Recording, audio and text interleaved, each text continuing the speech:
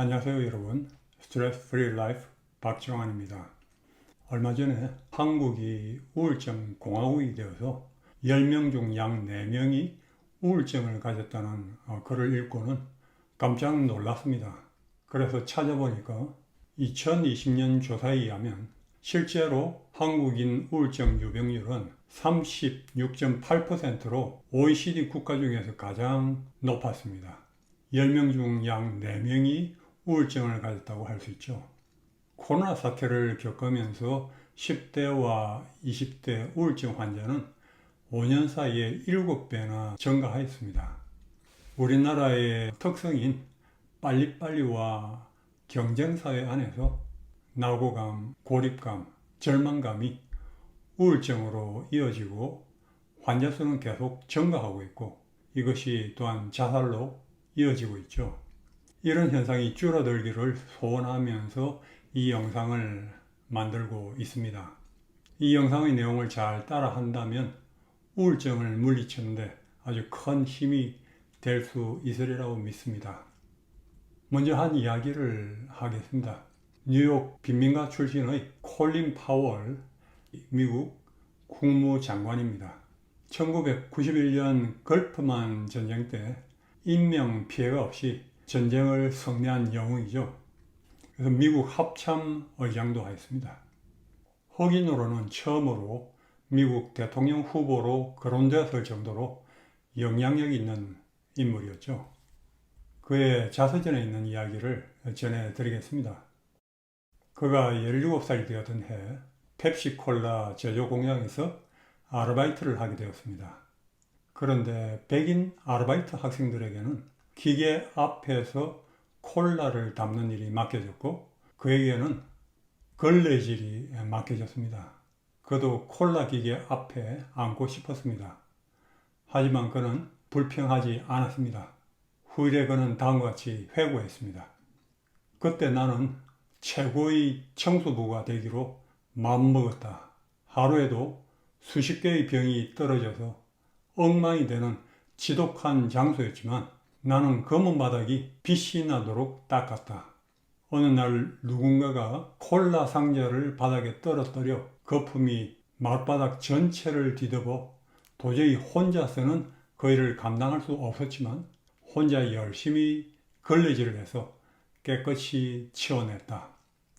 여름방학이 끝나자 감독관이 말했다. 자네 일을 잘하는군. 제게 배울 수 있는 많은 기회를 주셔서 감사합니다. 내년에 또 일하러 오게 일을 주겠네. 다음 여름 그곳에 일하러 간 파월은 콜라 기계 앞에 앉았고 그해 여름이 끝날 때는 부감독으로 일하였습니다. 그는 이렇게 말합니다. 나는 아주 귀한 교훈을 배웠다. 모든 일은 존귀하다. 항상 최선을 다하라. 왜냐하면 누군가가 너를 보고 있기 때문이다. 사실 우리가 삶은 삶에는 좋은 것과 나쁜 것이 섞여 있죠. 화복, 의복이란 말이 있죠. 노자 도덕경 58장에 나오는 말로서 이 말은 화나 복이 서로 기대고 엎드린다는 뜻으로 화 가운데 복이 있고 복 가운데 화가 있어서 화와 복은 항상 돌고 도는 것이라는 의미죠. 콜린 파월이 어릴 때 한 이 경험도 그저 불쾌한 일로 끝날 수 있었지만 그가 불평하지 않고 최선을 다했을 때 그가 성장하고 귀중한 교훈을 주는 아주 좋은 사건으로 변했습니다. 이 반면에 좋은 일이 생겼는데 잘 대응하지 못해서 나쁜 일로 변하는 사례도 아주 허다하죠. 사실 어려운 일이 생길 때는 잠잠히 숙고하는 것이 좋고 필요합니다. 왜냐하면 나쁜 일에 좋은 일이 있을 수 있기 때문입니다. 제게 요즘 지난달부터 자주 생각나는 성경 구절 하나를 소개하겠습니다. 전도서 7장 14절인데요. 형통한 날에는 기뻐하고 공고한 날에는 생각하라. 하나님이 이 두 가지를 병행하게 하사 사람으로 그 장래일을 능히 헤아려 알지 못하게 하셨느니라. 그러니까 잘 나갈 때는 기뻐하고 잘 풀리지 않고 힘들 때는 생각을 하라는 거죠. 하나님이 이 나쁜 일, 좋은 일을 이제 병행하게 하셔서 사람으로 그 미래를 알지 못하게 하셨다 하는 것이죠. 영어를 보면은 조금 더 명확해서 NIV 영어 성경을 제가 읽어보겠습니다. When times are good, be happy. But when times are bad, consider this. God has made the one as well as the other. Therefore, no one can discover anything about their future. 그러니까 아주 일이 좋을 때는 행복해하라.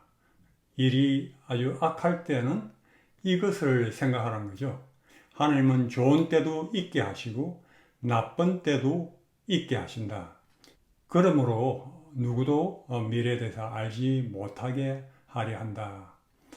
이것을 좀 현대인 번역으로 제가 한번 읽어보겠습니다. 새 번역이에요. 좋은 때는 기뻐하고 어려운 때는 생각하여라. 하나님은 좋은 때도 있게 하시고 나쁜 때도 있게 하신다. 그러기에 사람은 제 앞 일을 알지 못한다. 또 영어 성경 New Living Translation을 읽어보겠습니다. Enjoy prosperity while you can, but when hard times strike, realize that both come from God. Remember that nothing is certain in this life. 그러니까 삶에서 어떤 것도 확정된 것이 없는 것을 기억하라는 것이죠. 미래를 하나님은 알지 못하게 하셨습니다. 사실 미래가 불확실하다지만 미래는 자신이 만드는 것입니다. 하나님도 미리 정해놓지 않으셨습니다. 자신의 선택과 태도에 따라서 실현의 결과가 변할 수가 있는 것입니다. 역경으로 인해서 오히려 놀라운 성취를 이룬 사람이 많습니다. 베토벤은 귀가 들리지 않았기 때문에 그렇게 뛰어난 작곡을 할 수가 있었습니다. 헬렌 켈러의 놀라운 인생은 그녀가 눈 멀고 귀 먹고 벙어리였기 때문에 가능하였습니다. 만델라가 27년 억울한 감옥 생활을 하지 않았다면 그렇게 비범한 생애를 살지 못했을 것입니다. 도스토옙스키가 각종 고난을 겪지 않았다면 그렇게 뛰어난 소설을 쓰지 못했을 것입니다. 홍영철이라는 저자가 지은 고난이라는 가능성이란 책에는 도스토옙스키의 사례를 다룬 이후에 다음과 같이 말을 합니다. 왜 깊은 자취를 남긴 예술가의 생은 파란만장할까 하는 궁금증에 대한 답이 여기에 있다. 사람 사는 극적인 모습을 더 많이 본 작가가 더 뛰어난 작품을 만들어내게 되는 것이다. 밋밋한 삶 속에서는 밋밋한 작품이 나올 수밖에 없다. 체험이 독할수록 독한 작품이 나오게 마련이다.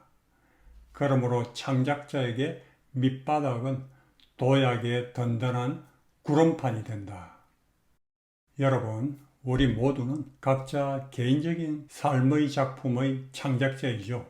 자신에게 시련이 다가왔다 할지라도 그것은 더 훌륭한 인생 작품을 만드는 좋은 도구가 된다고 생각하면 시련을 극복하기가 훨씬 쉽습니다.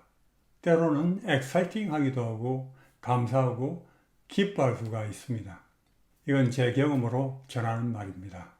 그래서 우리에게도 다가오는 모든 시련과 고통, 밑바닥은 도약을 위한 든든한 구름판이 되는 것이죠. 정신과 의사이자 상담 심리학자인 폴 트리아는 이렇게 말합니다.